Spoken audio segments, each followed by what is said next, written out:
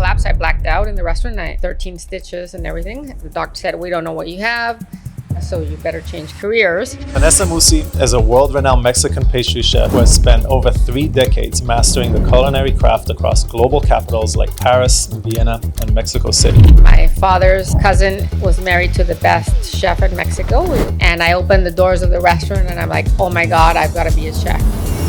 Diagnosed with hypoglycemia at 23 years old. It was devastating, a really difficult low point in my life. She just collapsed. She found herself at the crossroads of indulgence and survival, forced to innovate with ingredients that could satisfy her refined palate without spiking her blood sugar. Low glycemic alternatives. She's the leader in the space of conscious dessert making and an outspoken advocate for food that fuels joy, health, and long-term vitality.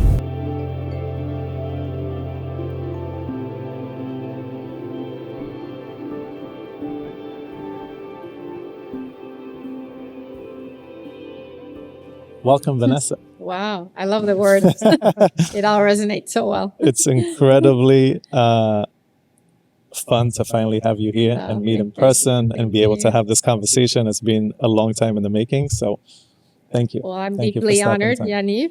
Ever since I saw your video and I saw your palette through the lens, which is hard to see that, right? Yeah. I was really, really impressed at how you developed your chocolate and the level of execution and palette you went through is like really mind blowing. Because I have never seen that in all my years of being a chef. Very few people are that extreme, and maybe the word foodie is very light, or some people don't like it. But yeah. I think there's no other word that defines that, right? That sense of that super defined palette, and I think that's really nice, meaning somebody aligned in that way. Mm-hmm. Thank you. This started out of an obsession to prove a point, partially to myself, partially to other people, that you can bridge the gap between indulging on the best chocolate you've ever had that's actually good for you. That was the entire point. I think when the goal to start with is executed for business purposes, that's when you shift and take turns and pivot a lot, right? Because you're looking at data and margins and numbers. This was primarily at the beginning to just make sure that it's the same old cliche of like, if the perfect bar doesn't exist, how would you create it? It was the pursuit of, let's just first of all create the perfect product, and then we'll see what's next. But you nailed it. Thank you. Alrighty. I just wanted to start with, one of the most interesting questions that I always like to kind of ask and see, obviously that lends itself to why someone even got into what they got into. So when did you first fall in love with food? What is a certain smell? Was it a specific moment, a certain dish? What was it? Well, my recollection, my earliest memories, literally, and I think that was captured in a photo, which is rare at that time because I'm 53 years old now, but before there weren't so many photos, I guess, as now. My first recollection is sitting in a high chair eating an osobuco. So that was kind of my memory. But in my palate memory, probably one of my first really memorable things is my mom's mango chutney. My mom was English, and so she had a sense of different flavors that we didn't have in Mexico, and so she brought that to our house, and she made an extraordinary mango chutney that tasted like I've tried to make it and it never came out that way. So that was one of them. There's always that secret ingredient. There's always that secret ingredient. Sweat pouring from the hands or something. Another memory is my neighbor's amaranth bread, which I thought was like my first experience with wholesome whole wheat bread, which I thought was like outstanding. And I was, I think, 13 years old when I tried that. And I thought, well, like whole grain, wholesome tastes better. For me, that was like really, really fascinating. Those are like very unique things that stand out.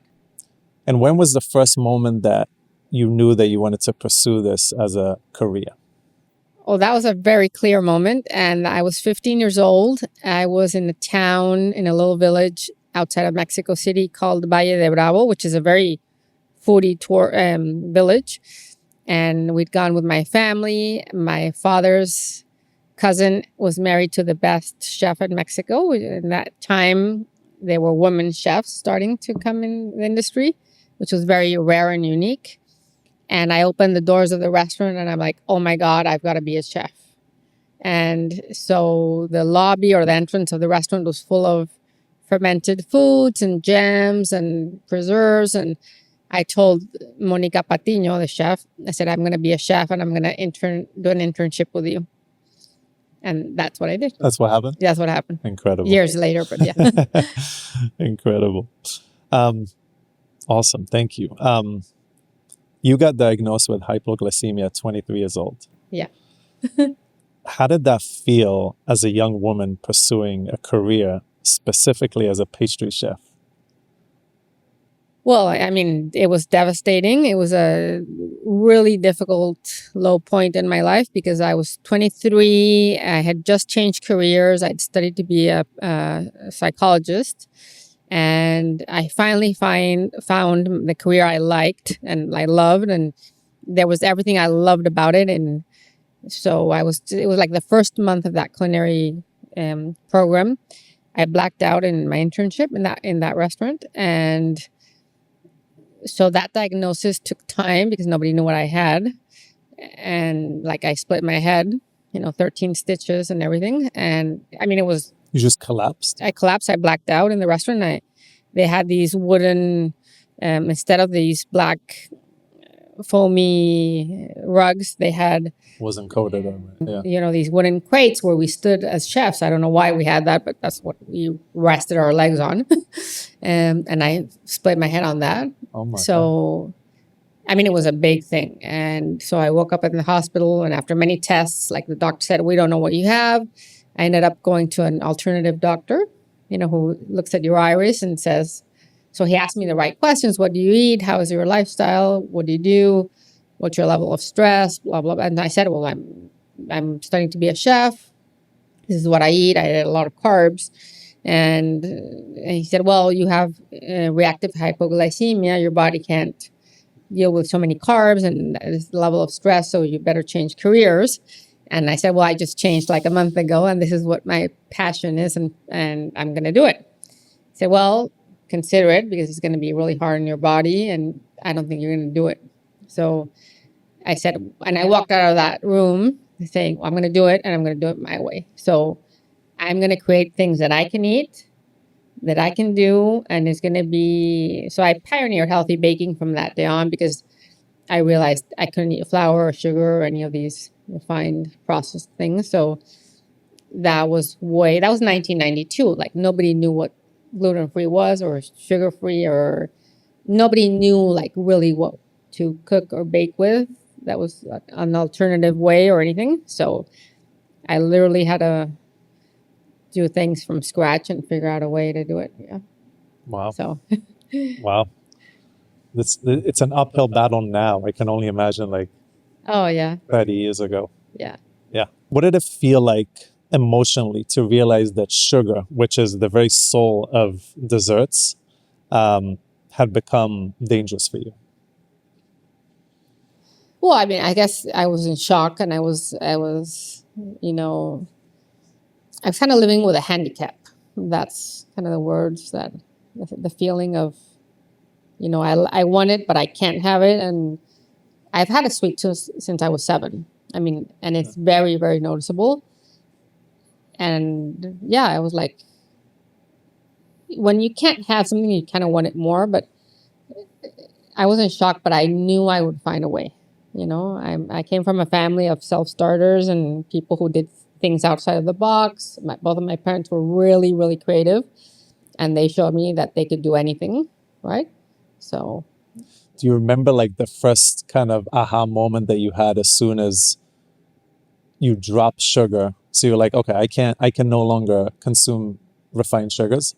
So at that point, I have to assume that you had to go and wear the experimental hat and then try different things. Do you remember that first aha moment that you had? You're like, oh, there are other alternatives that actually work and they're actually good? I think there were many, not just one, but I do remember when I had like a second, I fainted 9 times with blood sugar. So You fainted nine times yeah. I had due 9, to high blood yeah, sugar, to low blood sugar. to low blood sugar. Yeah. So in one of those times, I went to see another doctor who had more experience with that, with reactive hypoglycemia, and also a radiologist, and he was like treating with herbs and other things. So I remember making him a matcha cake that I was very proud of, because I thought, well, if I can do this, and I want him to try it, because he was very sensitive and very in tune with that. So I said, if I can make him something that's as good as what I can imagine, and that's the day it clicked, Matcha cake. I looked at Mauricio because I think that would speak volumes to him for sure. Amazing. And you said since you've had a sweet tooth since you were 7. Why 7? Because my number is 5, and I can talk about that a little bit. But why 7? Well, I my mom, being a really good cook and everything, and we lived like in an ecological community outside of Mexico, and so my mom had these cookbooks, and there was one, like, she had it on top of the kind of like on top of the fridge in a very secluded area. So I'd go on this stool, get the cookbook, bring it down. It's called The Joy of Cooking. Everybody knows it, a classic. And I would open the book, look at and I realized early on that the recipes with stars were the best ones. So I wanted to make them all. And Did she star it, or it was starred in the book? They were starred in they were like, that's the cookbook. They were like the best kind of recipes. So I wanted to make all the brownies, all the cookies, but specifically the brownies. And so I would tell her, like, instead of playing with my mom or playing with my sister or having like, friends over, I said, I want to make this recipe. And that was my playground. So I just loved that. Baking with her was like the way to connect. And I loved anything that was sweet. So, and more than candy or bar candy, it was just the fact of making something and transforming ingredients into a baked product was just fascinating. And I remember being really specific that this is too sweet, I don't like this, or this is a really crappy chocolate. Or Were you picked on a lot for being too picky? not at that age, but nowadays, yes. Yes, I'm sure. I got picked on a lot. Yeah. In like from my 20s onwards, not so much as a kid, because as a kid, I'm not gonna lie, I wasn't picky at all. Oh. You actually had to work for your creations, it sounded like, and you actually went and put in the work and the efforts and the mental time and the physical time to create something and then indulge on it. I would just, it was bad. Yeah. I would go and just to the point where I would steal money. I'm talking about a couple of pennies here and there because I was living in England at the time, but still, nevertheless, I would just grab it, run to the candy store, and just pick up whatever. My dad did exactly the same thing. Yeah. Like, I'm like listening to my dad right now. Yeah. Literally. Yeah. When I say I got banned from a candy store at 5, it's true. Yeah. It's wow. Yeah. So that's why my number is 5, but I definitely didn't put a lot of effort. I put a lot of efforts into figuring out how I'm going to get money to then go buy candy that I'm not supposed to buy. But it was never, there was never spend time in the kitchen making desserts until I was older. Wow. But wow, you fainted 9 times. I had no idea. Yeah. That's no joke. No joke. And 2 were bad. I mean, one was like the head, splitting in the head, 13 stitches. One was my lip, 13 stitches again. That lip was, that was brutal because it affected my teeth. Yeah. Everything. Did it get to the point where everyone around you was kind of prepped? They were like, Vanessa may or may not faint today. Since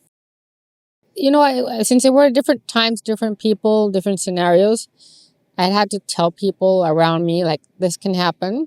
So I started to realize it was frequent, or I would start to like feel in my body like way before. But one time I fainted in the movies. I didn't have like a... While sitting down? Yeah, while sitting down. And I didn't realize that was going to happen, but it happened. And I usually became very sensitive of the signs of like before, so I could sit down or I could eat something or I could take like a drink or something. But I started to become really aware of what the signs before it happened. And so I had to stay away from alcohol, drinks, even just a glass of wine, just like being very, and yeah, and also not overworking because I've always overworked myself and I've always been very driven and blood sugar is affected by many things, not just what you eat. So sleeping correctly, the right times, all these things affect our blood sugar, stress as well. So I had to be very, very mindful of that, and don't like if you start doing one thing and they're all together, like a little bit of a bad diet, a little bit of a too much stress or less sleep, all these things together compound and just it doesn't work, right? Yeah. Recipe for disaster, Recipe literally. for disaster. Yeah. Hey, alrighty. Well, you're healthy. I'm and healthy. Everything is Yes. good now. Yes. Fast forwarding a little bit, while looking back, can you describe the 30-year journey of searching for the perfect chocolate? Oh, those were many years. Yeah. Well, I didn't realize I loved chocolate as much as I do until now. So, well, it's hard to describe the journey in like one word, or in a few words because. What were the major disappointments? What are some of those like clear moments that you had where you're like, why is this so hard? Well, I remember living in Mexico, and the chocolate we had for many years was not very good, So, and it was very, very sweet. You could taste sugar, and that's about it. So I had that recollection of my teenage years. I was like, oh, it's not very good, And so I was kind of in search of that chocolate. And then I had Belgian chocolate when I was making brownies to sell to pay for my career. That was pretty good. And then started to raise the bar a little bit, and then I worked as an assistant to the technical advisors of the Barry Callebaut Chocolate Academy in Chicago. And that opened the door to a lot of chocolate. So there was a chocolate room where I would go in and try every chocolate from around the world and even the bonbons that all the chefs made. So that really opened up my palate to a lot of beans, a lot of chocolates from the crappiest to the most expensive and I remember like, wow, like really, really loving chocolate then and understanding it a little bit more. And then, so I tried a lot of artisan chocolates and been to bars. Everything felt a little gritty, dry, not smooth, like I'm like, yeah, I like it, but there's like something missing. And that was the texture. And there was always that grittiness, like some tannins or what, I don't know what it's in those bars, but it felt like old or dry or something, right? And then, so anyway, I have baked with a lot of brands, with a lot of chocolates, of course, because I have a baking school. And I can constantly go to shops and markets and try any new brand I will try. So, and I've traveled around the world, so that's what I do all day, almost every day. And well, then how did I get there? Did we go on to how I got to you guys or what? Please go Is that for the it. segue to that? I have other questions. Okay, but well, if you go. want. Yeah. No, I was just very curious to kind of, you mentioned that in our first conversation. That's like I have been looking for something like this for decades, and it's one of those things where it's like from the everyday person, it still means a lot, and we don't take it lightly at all. But when it's coming from someone like you, with your background, your limitations from a dietary standpoint too, and just from a place of like really wanting to find something that doesn't, cut the corners on flavor, texture, so on and so forth. It was a big statement, so I was just curious. Oh, yes, of course. I'll move on to the next one. Yeah. We'll get there for sure. What makes cacao so special? Not just the flavor, but as a medicine, as a ritual, and especially as a base ingredient for so many things that you probably use it to bake with. Oh, that's a great question. Well, first of all, I think it's one of my main ingredients in my baking school and my recipes. And like, I can't imagine my life without my brownies, for instance, or my chocolate chip cookies, or A mixture of us. so it's an elemental ingredient. And I think it's where, first of all, where I spend my money on. All right. And you will notice, I always said, you will notice a good chocolate in your recipes. I mean, Yes. that will stand out. You can't skimp on that, right? Yeah.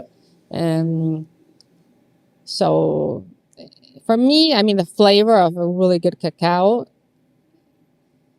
it just makes that dessert or that pastry or product really rounded and really fulfilled and I think it fulfills so many needs emotionally and spiritually, I think. It's so satisfying, right? On the emotional level and the taste buds and all that. And I think it's part of our life as pastry chefs and foodies or people who really appreciate that. It's like if you love a really good coffee, right? I think it's part of your day and it's part of that makes it so satisfying, right? Yeah. Coffee for me is a ritual, 100%. It's a ritual, right? I still think it's not the best for my stomach, which is why I never drink it, almost never on an empty stomach. But at this point, it's a ritual. It's comforting. I love the flavor. Yeah. I unfortunately need the caffeine boost, but it's not why I started drinking coffee. I started drinking coffee. It's my second favorite thing in the world, by the way. Oh, wow.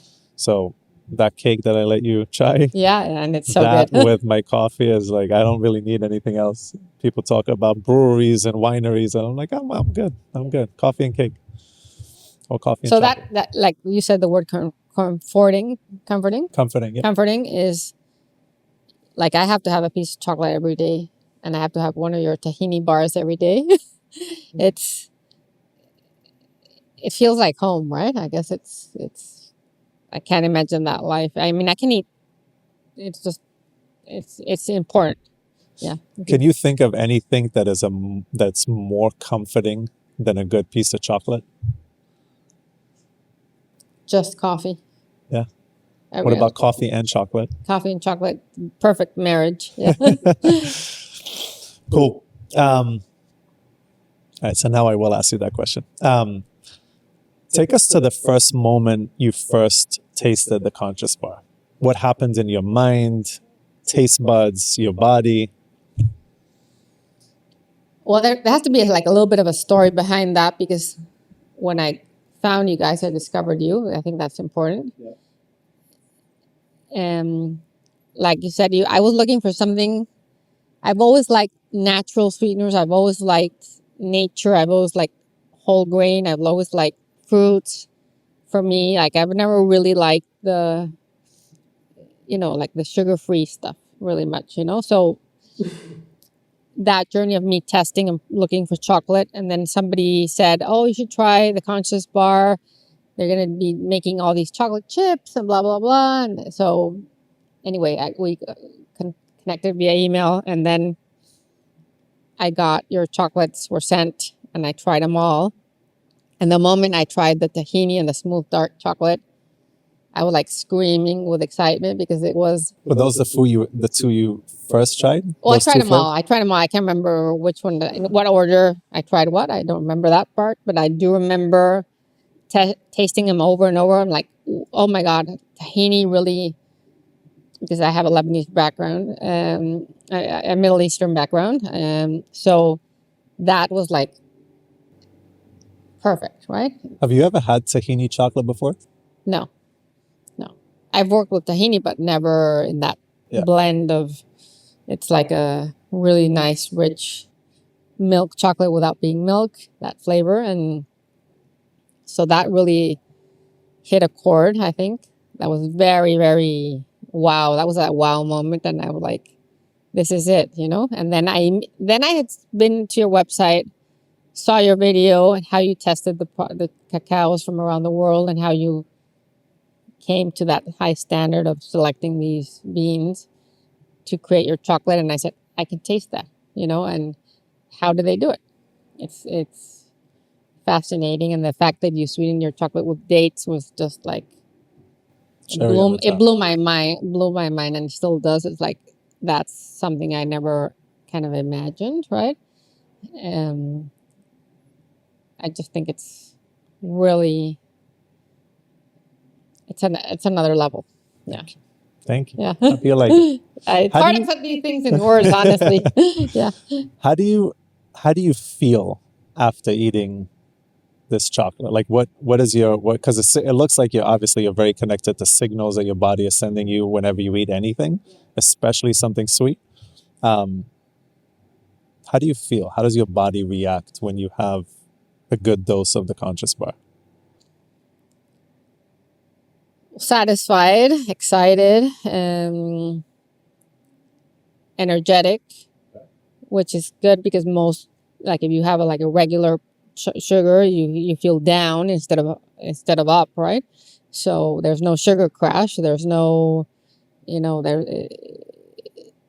It's like, I guess it's like when you buy something you love so much, like I don't know, a piece of jewelry or a coffee machine or something that gives you a lot of pleasure and satisfaction. And you think, well, I really love this. What a good purchase. And you like use it a lot and love it a lot. Same, that happens with your chocolate. It's like, this is it. It's like I can't imagine my life without it, right? So, yeah. Incredible. Like if I think of giving a gift to my friends who love food, that's what I would give them. What type of recipes or creations are you most excited to experiment with using the conscious bar? Wow. Well, I can think of so many, but scones. Oh, of course, my brownies that I love so much. Well, a really good like miso chocolate chip cookie. I mean, I love those combinations, and that's where we can play around with so many things, right? Like oatmeal, date, chocolate chip cookies, that kind of thing. You ever done a good chocolate tahini cookie? Yeah, that would be great. Yes. With some nice Yes. sea salt flakes on Yeah, top, yes. using the conscious bar tahini Yes, flavor. Yeah, that's. I think one of my favorite cookies ever was a chocolate chip tahini infused cookie from this spot in New York. Forgot the name, but it was a coffee shop, Israeli guy. Oh, I know the one. 7 something. The name, it has 7 in the name. 7 grams? Yes, it's that one. And they had 2 options. They had, if I'm not mistaken, a gluten-free one and a regular. Oh, really? And they were both kind of the same. It was phenomenal. Oh, wow. Phenomenal. Yeah. I think it may have had some nuts in it too. Wow. Um, What would be your ideal pastry? is cake included in pastry? Yeah, whatever. Yeah. So someone just asked me that question the other day, and they're like, if you could have, Parker actually asked me that question 2 days ago, what would be your go-to, I guess, pastry or sweet indulgent, if that was it? Honestly, it would be that cake. So it's a nuts-based cake. It's my wife's mom's recipe originally. But it's nuts, eggs, TCB chocolate, a little bit of date syrup, and that's it. It's phenomenal. It's gentle. It's light. Fits every occasion. Tea, coffee, munch on it for no reason whatsoever.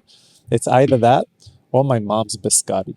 Biscotti, yeah. I know it sounds crazy, but 9 out of 10 times when you get a biscotti, it's a piece of bread. It's a bread stick with a couple of nuts in it and very sweet. My mom uses like 6 types of different nuts. And so you can imagine when you're using so much nuts and less bread, it becomes more airy. And you can breathe, like it's a more breathable bite. And it's not this condensed, break your teeth type, experience. And I remember the first time she ever made it had like pistachios in it. Oh, wow. And you can't put pistachios in anything unless you want it to all taste like pistachios. Because there's pecans, there's all kind of different things there. And as soon as you put a pistachio in, that's all you taste. So I was like, swap that out, bring in cranberries, lower the sugar, and it's the best cookie I've ever had in my entire life. And whenever she makes them and sends it over, I'll make sure to send you some. And she hand cuts them too. So that adds to anyway. yeah, it's one of those, but like in terms of like a true indulgence, like just to go at it without thinking too much about, when you just really want to just indulge,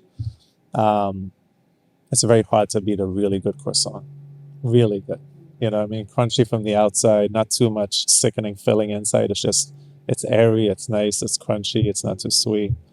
Chocolate almond croissant is my go-to, if they have it. If they don't, then you buy both and you take one bite of each. All right. Why is it so important to create desserts that the entire world can actually enjoy? Not just people with certain, diagnosed conditions, but everyone. Well, one of the reasons why is the world, I mean, 1 out of 3 is pre-diabetic, right, nowadays. So that's a shocking statistic.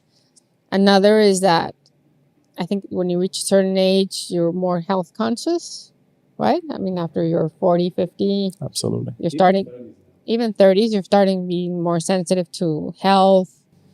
Or some people are really sensitive to higher performance levels or just having more energy, just that. And it's kind of a lifestyle choice. And some people really now appreciate just that wholesome, better for you recipe or pastry, right? I mean, you don't really have to have the sugar. You don't have to have the white processed flour. It doesn't have to have that to taste good, right? So I was just like on a cruise this past week, and then one of the things I liked the most was a bar that was like a flat protein thing, had dates and cacao and seeds. That was like the most memorable. What cruise line was this? This was in the Virgin Voyages. All right, noted. That was like the only healthy alternative they had on the boat, but it was so good that it beat any of the other desserts. I mean, by far, right? And I still want to like recreate it now because it was just the right amount of sweetness, the right amount of cacao. It just went really well with everything, with coffee, and it was one of the things that you want to take to your work or to your day every day. And I really, really enjoyed it. And I had really fancy desserts, but nothing was that great, you know? I just think there's something in your body that really aligns with great ingredients that are natural and they're great for you. There's something that it just many people won't get it and won't understand it, but I think there's that feeling of like it's great. It's good in all levels, right? Emotionally, physically, spiritually. It's good for my body. It's good for my energy. It's good for my palate, right? If that all combines, you've got something great. I mean, that's what it's all about, right? I think so many times we will try something that is delicious, but you're in severe pain afterwards. Sometimes it's not severe pain and it's just discomfort, and it's this like why did I make that decision? And so there's really not anything like it when you're able to really enjoy an experience. Don't worry about like indulging on chocolate specifically or croissant or cake or whatever. It could be anything under the planet. Literally anything, all the way from burgers to chocolate and everything between. If you're able to truly like actually enjoy it, and then you feel good throughout it, and then 2, 3, 4, 5 hours later you still feel good, you're winning. You know what I mean? Yeah, it's almost like you don't expect it to be the case, right? Like you're waiting for that withdrawal, like what is going to happen next, because everything is conditional. But yeah, it would be a beautiful world. Yeah. I mean, I've felt the pain and the what is it, the trying to find the word, it's the stitches and all that, but the aftermath of any, I mean, there's always like a huge blood sugar raise, there's always a crash and burn, there's always like I want to go to bed, I have like a food coma after eating this, and that's never worth what you ate. So the body sometimes doesn't remember that, or you want to like disengage from that feeling, but it's too high a price to pay when you're eating that, because you feel so terrible afterwards, and it's never good for you at the end of the day, right? So when you have something that's really good in all levels, and after eating, like, oh my God, what a piece, right? What a pleasurable piece to have that you liked so much, right? Yeah. Amen. Amen. Yeah. It's actually a good segue, but what do you, what would you want people to know about refined sugars that they may not know?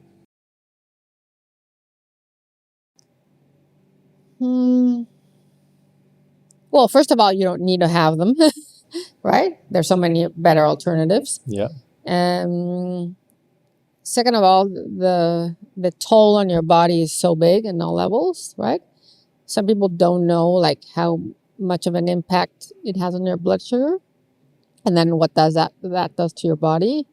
Sometimes we don't measure our blood sugar, or we're not that sensitive to our bodies, or we don't have like full checkup in many levels. But I think people just don't realize how what it does to our bodies in so many levels, in our brains, in our weight, in our eyesight, and so many things are affected with sugar, right? Cancer and all that. So I have a lot of clients and students who came to me for classes because they had cancer, or they had autism, or they have, they're like highly sensitive to sugar because their parents are diabetic. So we have that inheritance really strongly in our genes. Most Latins do, right? So that's something that needs to be changed. And I think it's not that take it away, it's replace it, right? Replace it with something that you're going to enjoy, and you're going to enjoy in a great level, right? That's what I like people to know. That so most people say I have to take it off. Yeah, but that doesn't work because we still have a sweet tooth. We still want to enjoy life. We still want some sort of pleasure. So be open to trying things that you'd be surprised that taste better. Yeah, I think still till today, for whatever reason, people seem to think that it's a lot of work to create or find alternatives that taste as good, if not better. Would you say it's easy to replicate your favorite, cake, pastry, sweet indulgence in a healthy way? For me, it's easy, yeah, and I think it's available and it's accessible. We've tried. That's what I've tried to do in my baking, make it accessible and easy. Because at the beginning when I started, it was hard. I mean, it was hard to get the ingredients. It was hard to come up with a good recipe.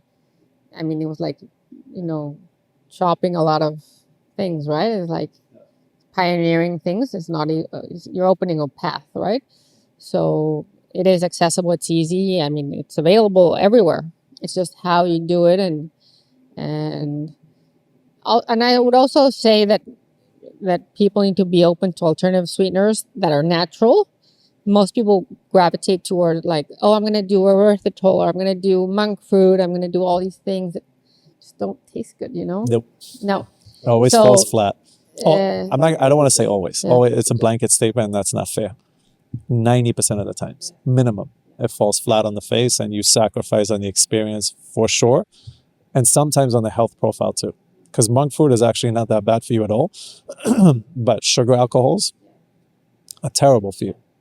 It's terrible. The label will read no added sugars, but sugar alcohols is really bad for you.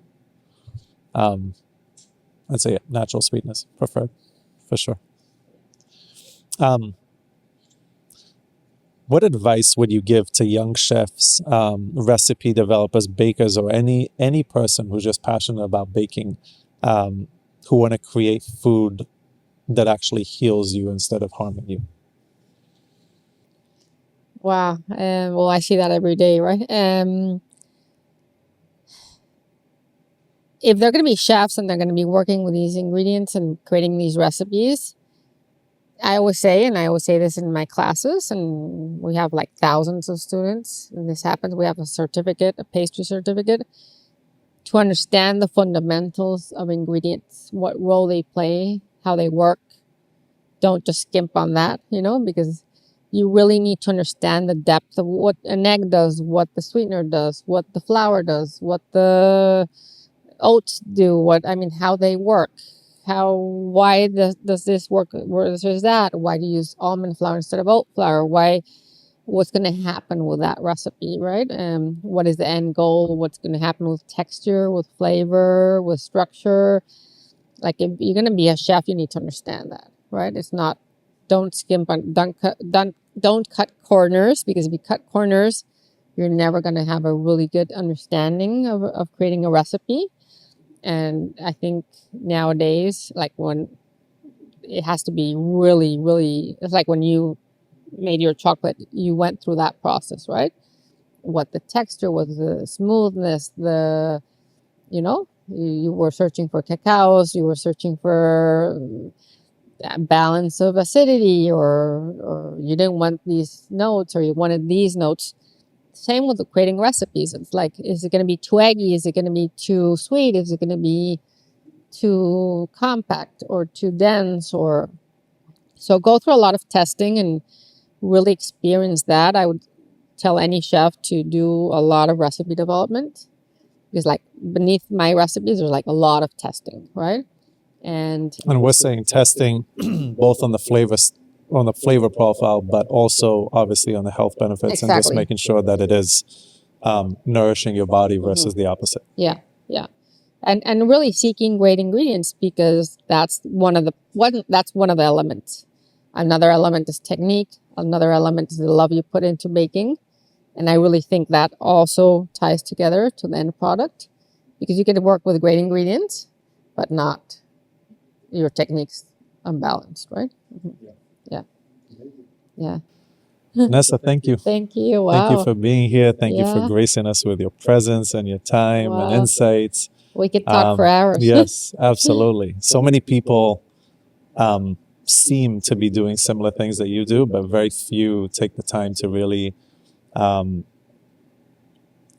look at the science beneath it, really understand and study ingredients the way you do. And so thank you. I Thank really you. hope that more Yeah. people embrace kind of the direction and the intention that you put into your work. Thank you. And if we have a lot more people doing what you do, we're going to be in a better place, and it will be much easier for people to indulge on things that are actually good for you.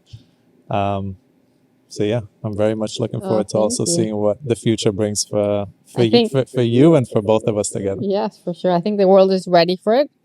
And when I started so many years ago, it wasn't, right? But I think now people are open to it, and I think the world really needs it more than ever. But yeah, I'm happy to be at this point in my time, in this part of life. Yeah, very exciting. Yes, Good time to be alive. time to be alive. Yeah, All right. Cool. yeah, It's a wrap. great, wonderful. Awesome. Thank you. That was awesome. Great. Thank you. Yeah.